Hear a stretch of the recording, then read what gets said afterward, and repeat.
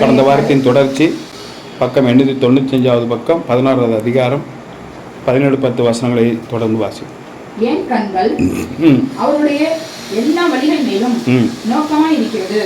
அவைகள் என் முகத்துக்கு முன்பாக மறைந்திருக்கிறதில்லை. அவருடைய அக்கிரமம் என் கண்களுக்கு முன்பாக மறைவாய் இருக்கிறதும் இல்லை. 10 நீ இந்த வார்த்தைகள் எல்லாம் இந்த ஜனத்துக்கு அறிவிக்கும் போது அவர்கள் உன்னை நோக்கி கர்த்தர் எங்கள் மேல் இத்தனை பெரிய தீங்கை கூறுவான் என்றும் நாங்கள் செய்த அக்கிரமம் என்ன, நாங்கள் எங்கள் தேவனாகிய கர்த்தருக்கு விரோதமாக செய்த எங்கள் பாவம் என்ன என்றும் கேட்பார்களானால் 12 வாசிக்கலாம். நீங்கள் உங்கள் பிதாக்களை பார்க்கிலும் அதிக கேடாக நடந்தீர்களே. இதோ உங்களில் ஒவ்வொருவரும் என் சொல்லை கேளாதபடிக்கு உங்கள் பொல்லாத இருதய கடினத்தின்படி நடக்கிறீர்கள்.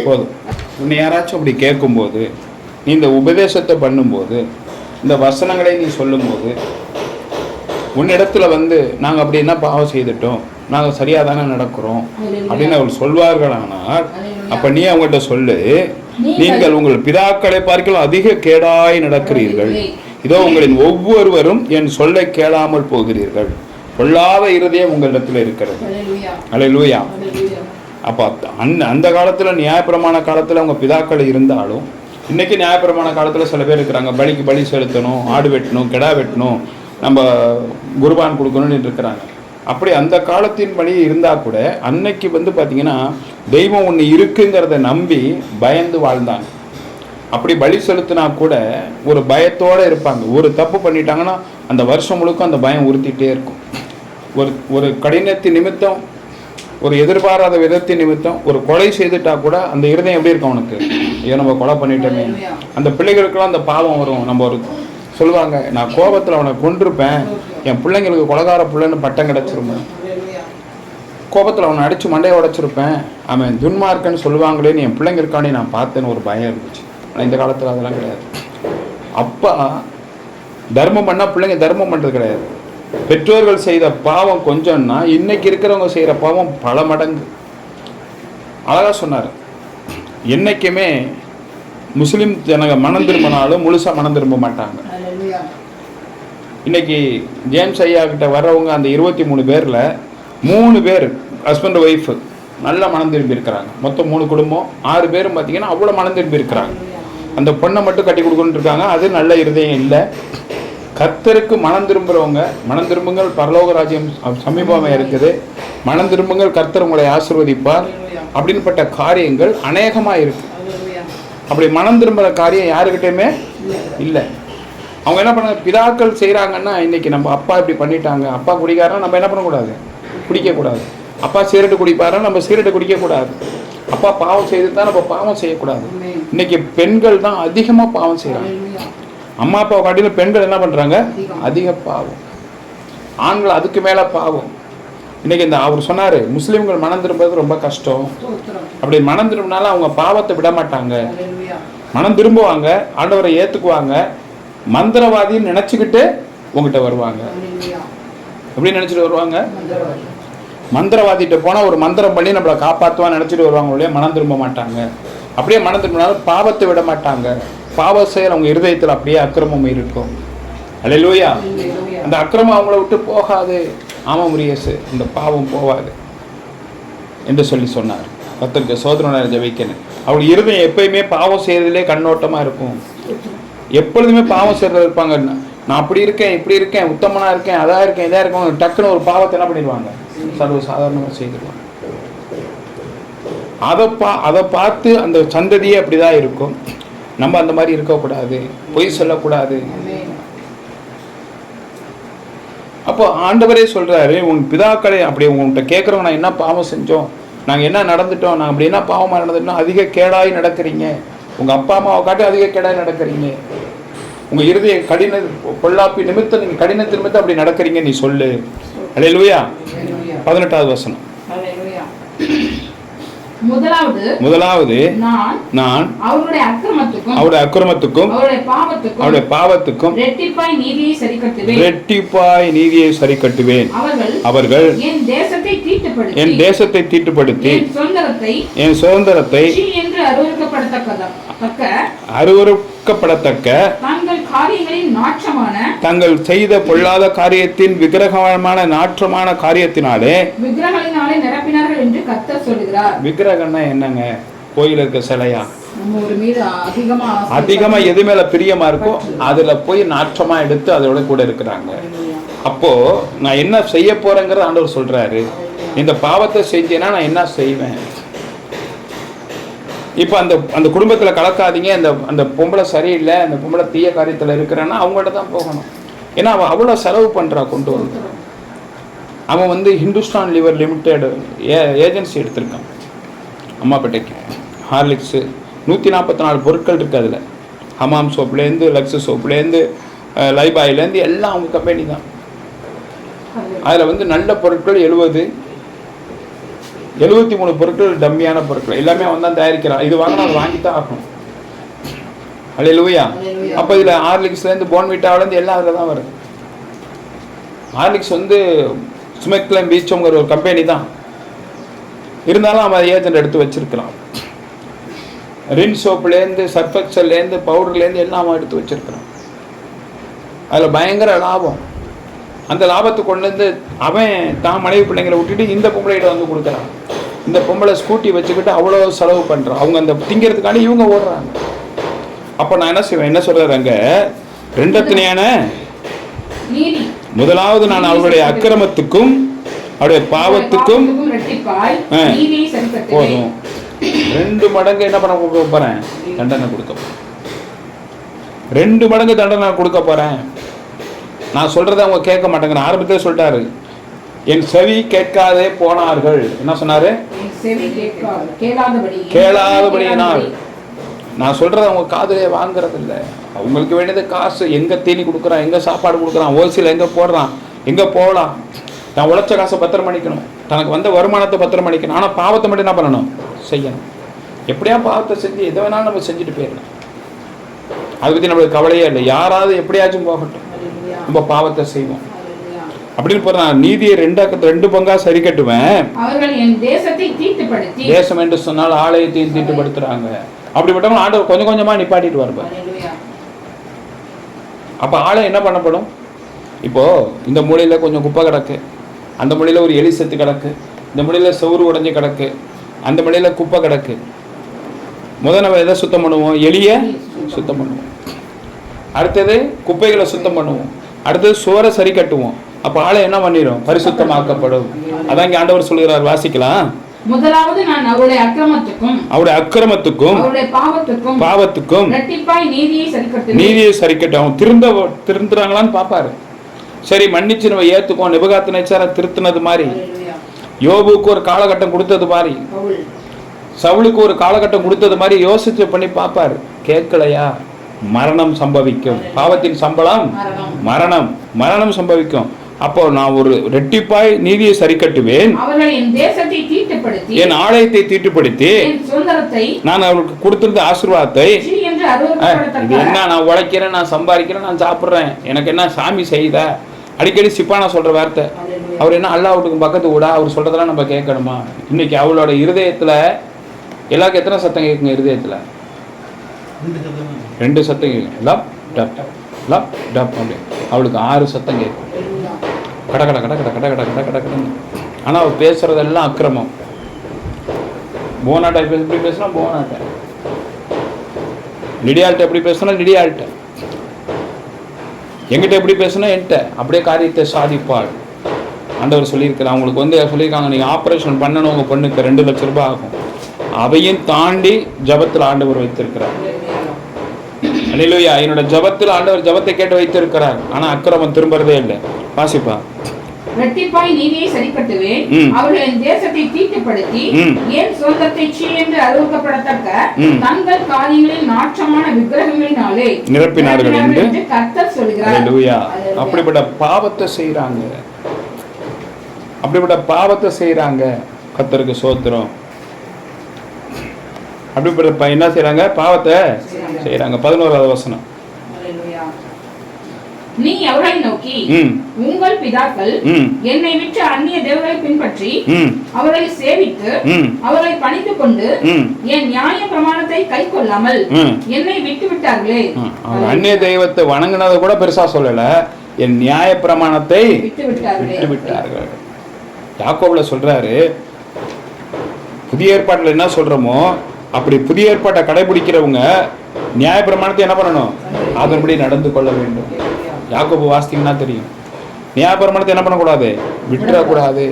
நியாய பிரமாணம் ரொம்ப முக்கியம். நான் நியாய பிரமாணத்தை பலி செலுத்துறது மட்டும் சொல்லல, சகலத்தையும் கற்று தந்திருக்கிறேன். அதனாலதான் வேதத்தை என்ன பண்ணிருக்கிற ஆண்டவர் ரெண்டையும் கொடுத்து, நியாய பிரமாணத்தை கிருபையின் காலத்தையும் ரெண்டையுமே ஒன்னா வச்சிருக்கிறார். பைபிள்னா புதிய ஏற்பாடு. சில பேர் பார்த்தீங்கன்னா வெறும் புதிய ஏற்பாடை கொடுத்தே தான் மெசேஜ் கொடுப்பாங்க. 99% மோகன் சிலாசர் புதிய ஏற்பாடு தான் கொடுப்பார். ஜேம்ஸ் பாஸ்டர் 99% புதிய ஏற்பாடு தான் கொடுப்பார். ஆலன் பால், சதீஷ்குமார்லாம் பார்த்தீங்கன்னு வச்சுக்கோங்க, 80% பழைய ஏற்பாடு, 20% புதிய ஏற்பாடு. ரெண்டு கலந்து கொடுக்காம இருக்க மாட்டாங்க. ஏன்னா அங்கதான் ஸ்ட்ராங்கா டபுள் டிகாஷன் இருக்கும். அது யாருக்குமே என்ன பண்ணாது, தெரியாது. கிருபையின் காலத்துல பார்த்தீங்கன்னா எல்லாம் மன்னிக்கிறதாவே இருக்கும். அதை கேட்டுட்டு அந்த ஆத்துமாக்கள் கூட வரும், பயம் இருக்காது. பயம் நம்ம பயமுறுத்துறோமா, அல்லேலூயா, இப்படி தீங்க என்ன பண்ணாதீங்க, செய்யாதீங்க, அது பெரிய பாவம். அது உங்களுக்கு கிரியை தொடரும், உங்கள் பிரச்சனையை கொண்டு வரும் என்று ஆண்டவர் சொல்லுகிறார். கர்த்தருக்கு ஸ்தோத்திரம். மணி வாசிக்கலாம். 11. உங்கள் பிதாக்கள் என்னை விட்டு அந்நிய தேவர்களை பின்பற்றி அவர்களை நோக்கி உங்கள் பிதாக்கள் என்னை விட்டு அந்நியர்களை பின்பற்றி அவரிடத்துல வணங்கி அவர்களை பணிந்து கொண்டு கை கொள்ளாமல் என்னை விட்டு விட்டார்கள். அவங்கள கூட என்ன பண்றாரு ஆண்டவர், மன்னிக்கிறார். அடுத்த வசனம் சொல்றாரு, அவங்களுக்காண்டி அதிகம் என்ன பண்றீங்க, கேடா நடக்கிறீங்க. அதை என்னால தாங்கிக்கவே முடியல. கர்த்தர் நாமத்துக்கு ஸ்தோத்திரம் ஜெபிக்கிறேன். 15வது அதிகாரம் 19வது வசனம். இது நிமித்தம் நீ திரும்பினால் நல்லா கேட்டுக்குங்க. இவ்வளவு நான் சொல்லிட்டேன். இது நிமித்தம் உங்க அப்பா செஞ்ச பாவத்தை நீ பாவம் செய்யற, போனா போட்டும். இது நிமித்தம் நீ திரும்பினால், மனம் திரும்பினால், என்ன போட்டிருக்கு அங்க, என்ன போட்டிருக்கு, நீ திரும்பினால், மனம் திரும்பினால், உன்னை தகுதிப்படுத்தி கொண்டால், இனிமேல் இந்த பாவம் வேணாம் நினைச்சேன்னா உன்னை திரும்பவும் நான் சீர்படுத்து, மறுபடியும் முதலேந்து கொண்டு வர சீர்படுத்துவேன். என் முகத்துக்கு முன்பாக நீ இந்த உலகத்துல நீடித்த நாட்காய் வாழ்வாய். கரங்களை தட்டி கத்திரமே. ஒருவேளை நீ மன்னிப்பு கேட்டு சீர்படுத்திட்டா உன்னை என்ன பண்ணுவேன், நீடித்த நாட்கள் தீர்க்காயுசா என் முகத்துக்கு முன்னாடி நீ இருப்ப. இல்லைன்னா நான் என்ன பண்ணுவேன், என் முகத்தை உனக்கு முன்னாடி மறைப்பேன். நீ யாருன்னு எனக்கு தெரியாதுன்னு சொல்லிடுவாரு. இம்மையில மாத்திர மறுமையில நீ பரலோகம் போகும்போது யாரு எனக்கு தெரியுதுன்னு உன்னை எனக்கு தெரியாதுன்றார். நான் உன்னை பார்க்கவே இல்லைன்னு சொல்லுவேன். அப்ப நம்ம சொல்லுவோம், ஆண்டவரே நீங்க தானே சிருஷ்டித்தீங்க, இப்பதான் உனக்கு ஞாபகம் வருதா? நான் சிருஷ்டித்தது ஞாபகம் வருது, உனக்கு ஆகாரம் கொடுத்தது ஞாபகம் வருது, துணி வஸ்திரம் கொடுத்தது ஞாபகம் வருது, ஆனா நீ செஞ்ச பாவம்லாம் உனக்கு தெரியலையான்னு கேட்பார். தேவநாமத்துக்கு மகிமை உண்டாகட்டும் ஜெபிக்க. இது நிமித்தம் நீ திரும்பி நான் உன்னை திரும்பவும் சீர்படுத்துவேன். என் முகத்துக்கு முன்பாக நிலைத்திருப்பாய்.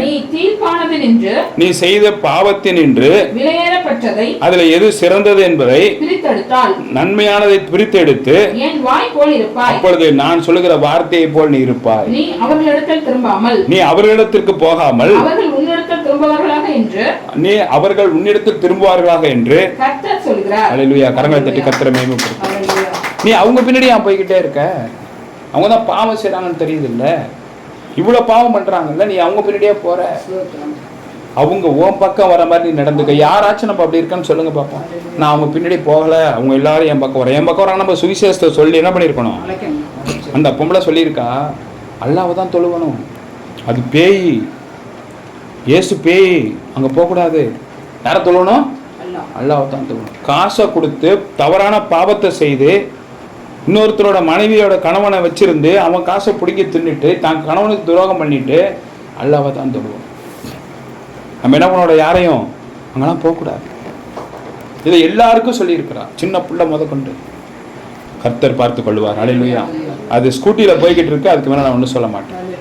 ஸ்கூட்டியில வேகமா போய்கிட்டு இருக்கான், போகட்டும்.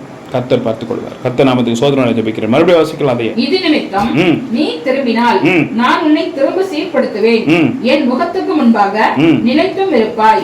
நீ கீழ்ப்பானதினின்று நீ செய்திருக்கிற பாவத்திலிருந்து சிறந்த நன்மையான காரியங்களை வெளியேறப்பட்டதை பிரித்தெடுத்து என் வாய் போல் இருப்பாய். அதிலிருந்து மாறி நீ அவர்களிடத்தில் திரும்பாமல் அவர்கள் உன்னிடத்தில் திரும்பார்களாக என்று கர்த்தர் சொல்லுகிறார். அல்லேலூயா. நீ அப்படி இருந்தீன்னா நான் வாயிலிருந்து வர வார்த்தை ஆசீர்வாதமான வார்த்தை உனக்கு கிடைக்கும். அவர்களிடத்தில் நீ திரும்ப கூடாது, அவர்கள் உன்னிடத்துல என்ன பண்ணணும்? திரும்பணும். இதை மனசுல இன்னைக்கோ நம்ம யாருமே அப்படி பண்றது இல்லை. நம்ம வர்றாங்களா, வாங்க உள்ள உட்கார், டீ சாப்பிட்றீங்களா, அடுத்த நிமிஷம் பக்கத்து வீட்டு கதை, அடுத்த வீட்டு கதை, ஏற்று வீட்டு கதை, என்ன மாப்பிள்ளை எப்படி இருக்கிற, என்னக்கா எப்படி இருக்கீங்க, கக்கன்னு ஒரு சிரிப்பு, ஒரு நக்கல், போகிறவன் ஒரு நையாண்டி, அவன் வண்டியை பார்த்து ஒரு நையாண்டி, அவன் ட்ரெஸ்ஸை பார்த்து ஒரு நையாண்டி, ஒரு பரியாசம். உடனே தேவையில்லாத வார்த்தைகள், அரசியல் கதைகள், அவங்கள கேலி கூத்து. பிரதமர் நம்மளுக்கு பிடிக்கிற கட்சி பிடிக்கல, அவங்கள அவனை இவனை. அவர் ஆண்டவர் கொடுத்த அதிகாரம். அல்லேலூயா. பிரதமர்னா பிரதமர் மோடி, அவ்வளவுதான். அவன் இவன் அதெல்லாம் தேவன் அங்கீகரிக்க மாட்டார். எனக்கு ஸ்டாலினை பிடிக்காது, நான் ஜெயலலிதா கட்சி. அவர் என்ன பண்ணக்கூடாது? அப்படி ஸ்டாலின் அவயமனு பேசுவார், விஜய் அவயமனு பேசக்கூடாது. ஒரு தலைவராய் தேவன் அங்கீகாரம் கொடுத்திருக்கிறார், நம்ம பேசக்கூடாது. நம்ம எல்லாரையும் சகட்டு மேனிக்கு பேசுவோம். நீ அவர்களிடத்தில் திரும்பாமல் அவர்கள் உன்னிடத்தில் திரும்புவார்களாக என்று கர்த்தர் எச்சரிக்கிறார். கர்த்தர் எச்சரிக்கிறார். 21வது வசனம். நான் உன்னை பொல்லாதவரின் கைக்கு தப்புவித்து உன்னை இப்படிப்பட்ட காரியத்தின் நிமித்தம் பொல்லாதவர் கைக்கு உன்னை தப்புவித்து உன்னை பலவந்தரின் கைக்கு நீங்களாக்கி பலவந்தரின் கைக்கு உன்னை சிக்கிக் கொள்ளாமல் கஷ்டத்தில் பாடுபடாமல் நீ நோயில் அகப்படாமல் நீங்களாக்கி விடுவிப்பேன் என்றார். அல்லேலூயா. நம்மளை பொல்லாதவர் கிட்டே வர முடியாது, எதிரியே நம்மளுக்கு இருக்காது. நம்ம பாட்டுக்கு நம்மளை பார்த்து எதிரி இவனை எதுவுமே பண்ண முடியலையே, இவனுக்கு எப்படி காசு வருது, இவன் எப்படி சாப்பிட்றான், இவன் என்ன வேலை பார்க்குறான், இந்த சம்பளம் அவனுக்கு போதுமா, இந்த இடத்துல வேலை பார்க்குறாரு, இந்த சம்பளம் போதுமா, சந்தோஷமா இருக்கான், ஊரே என்கிட்ட கடன் வாங்குது, என்கிட்ட 10 ரூபா கூட கடன் கேட்க மாட்டேங்கிறான், என்னை பார்த்து ஒரு சிரிப்பு மட்டும் சிரிச்சுட்டு போறான், எல்லாரும் எனக்கு பயப்படுறாங்க. அங்க யாருங்க இருக்கா கூட? கர்த்தர் இருக்கிறார். அவனால ஒண்ணுமே பண்ண முடியாது, முடிச்சுக்கிட்டே இருப்பான், திருன்னு முடிப்பான், அவ்வளவு கார் பங்களா வச்சிருப்பான், ஒண்ணுமே பண்ண முடியாது. கர்த்தர் கூட இருக்கிறார். அல்லேலூயா. மறுபடியும் வாசிக்கலாம். நான் உன்னை பொல்லாதவரின் கைக்கு தப்புவித்து உன்னை பலவந்தரின் கைக்கு நீங்களாக்கி விடுவிப்பேன் என்கிறார். பலமாய் கூட்டமாய் அவரிடத்தில் இருந்தாலும் அவங்க உன்னை சிறைபிடிக்கனா கூட அவங்களுக்கு என்ன பண்ணுவேன்? நான் உன்னை விடுவிப்பேன் என்கிறார். கடைசி வசனம் 20வது வசனம். உன்னை இந்த ஜனத்துக்கு எதிரே அரணான வெண்கல அலங்கமாக்குவேன். இருக்கிறதுலே பாத்தீங்கன்னா மெட்டல்லையே இரும்பு என்னங்க பண்ணுங்க, மண்ணில் போட்டா துரு பிடிச்சிடும். ஆனா வெண்கலத்தை விட இரும்பு கடினமா இருக்கும், பார்க்கறது கடினமா இருக்கும். பித்தால கூட என்ன பண்ணிடும்னா அப்படியே பாத்தீங்கன்னா ஒரு மாதிரி ஓட்ட விழுந்துருங்க, தேல் கொட்டினா கழும்பேறி ஓட்ட விழுவுங்க. ஆனா செப்பு இருக்கு இல்லையா, அதை தூக்கி போடுங்க, தேள் கொட்டவும் முடியாது. தெரியுமா? அதெல்லாம் தேள் கொட்டினா விஷம் அதில் இறங்காது. பித்தாளை பாத்திரத்து ஓட்டே ஆகிடும். அதே மண்ணில் பார்த்தா செப்பு பாத்திரத்து என்ன ஆகாது? ஒன்றுமே ஆகாது, ஓட்ட விடுங்க. தங்கத்தை கூட ஓட்ட போட்டுருங்க, செப்பை ஓட்ட போட முடியாது. அதனால தான் தங்கம் வளையிறதுனால தான் 7 கிராம் தங்கமும் 1 கிராம் செம்பும் கலந்து அது இஷ்டத்துக்கு வளைக்கிறாங்க. செம்புக்கு அவ்வளவு ஆண்டவர் சொல்லுகிறார். வாசிக்கலாம். உன்னை இந்த ஜனத்துக்கு எதிரே வெண்கலமாக்குவேன் உன்னை. அல்லேலூயா. எவ்வளோ உலோகம் இருக்குங்க, எல்லாத்தையும் விட்டாரு. வெள்ளி, பவுனு, தங்கம், இரும்பு. இரும்பு அவ்வளவு கடினமானது.